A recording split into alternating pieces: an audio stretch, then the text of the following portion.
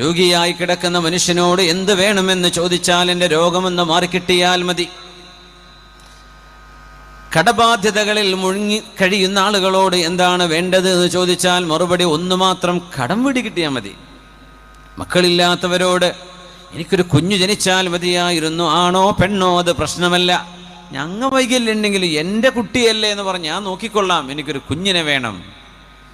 വീടില്ലാത്തവന് വീട് വേണം, ആരോഗ്യം നഷ്ടപ്പെട്ടവന് ആരോഗ്യം വേണം, ഇസ്സത്ത് നഷ്ടപ്പെട്ടു പോയവർക്ക് ഇസ്സത്ത് തിരിച്ചു കിട്ടണം.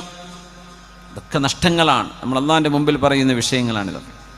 എന്നാൽ ഏറ്റവും വലിയ നഷ്ടം, ഏറ്റവും വലിയ ഹിർമാൻ, ഏറ്റവും വലിയ പരാജയം എന്ന് പറയുന്നത് ഒരു മനുഷ്യൻ അല്ലാഹുവിലേക്ക് അടുക്കാൻ സാധിക്കാതെ പോയെന്ന ബോധം വരുന്നത്, എനിക്ക് അല്ലാഹുവിനോട് അടുക്കാൻ കഴിഞ്ഞില്ലല്ലോ.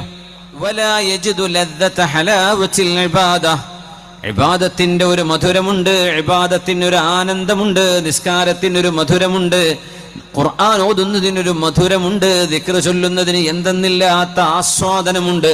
നാവുകൾ ചലിക്കുമ്പോഴും മനസ്സിനുള്ളിലേക്ക് ആ ഒരു മധുരം കയറി വരുന്നില്ലെങ്കിൽ ഒരു മനുഷ്യന് ലോകത്ത് നഷ്ടമാകുന്ന ഏറ്റവും വലിയ നഷ്ടം അൽ ഖുർബ് മിനല്ലാഹ്, അല്ലാഹുവിനോടുള്ള അടുപ്പം നഷ്ടമാകുന്നതാണ്. പിന്നെയോ